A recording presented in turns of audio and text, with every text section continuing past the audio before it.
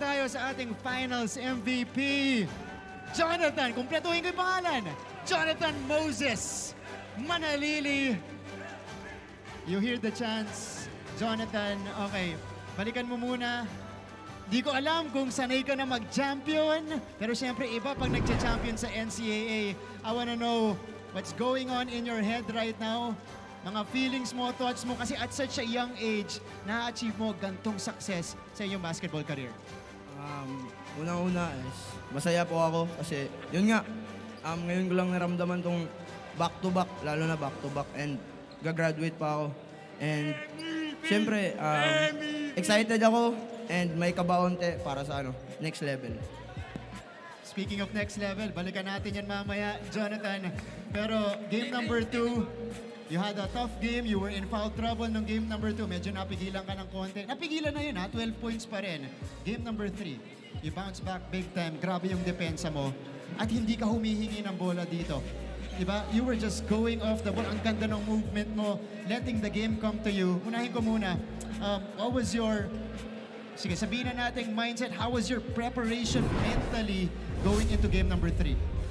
Una-una, thankful ako sa coaches dahil di ako pinabayaan nila. Yun nga, sa game 2, parang nila-lockdown nila ako. Di ako pinapatanggap ng bola. Ayun, sa ensayo po, ginawa namin ng paraan kung paano ako makagalaw. Masali pa rin ako sa movement nila. Ayun, sinunod ko lang naman kasi para sa akin din yun. Jonathan, siyempre, iba yung vision mo dito sa court.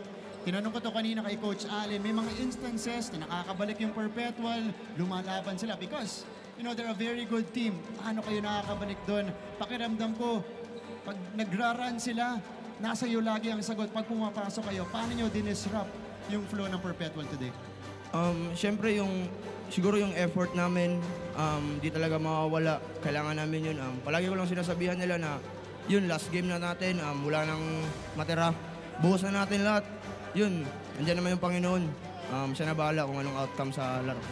Napaka-humble, nagbunga po lahat ng hard work ninyo ngayong araw na to.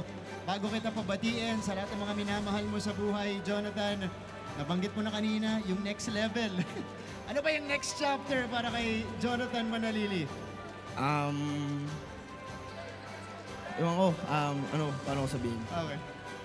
O, sige. Abangan nyo na lang siguro. O, yan. Abangan nyo na lang, di ko pa mabanggit. Okay.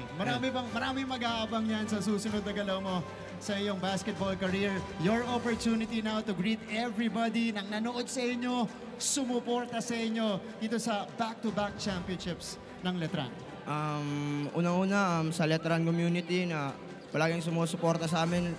Lalo na yung times na natalo kami, di kami nila pinabayaan. Minomotivate nila kami, team, coaches, and sa alumni na pinapakain kami palagi, naalagaan kami. And sa family ko na lumuluwas talaga para panuorin ako. And syempre, kay God, di namin makukuha to, hindi dahil sa kanya. And sa girlfriend ko. Yun, syempre, yun yung huli. Your Finals MVP, Jonathan Manalili. Congratulations. Enjoy the championship. What a run for this guy. What a second season. And what a way to close out his high school basketball career.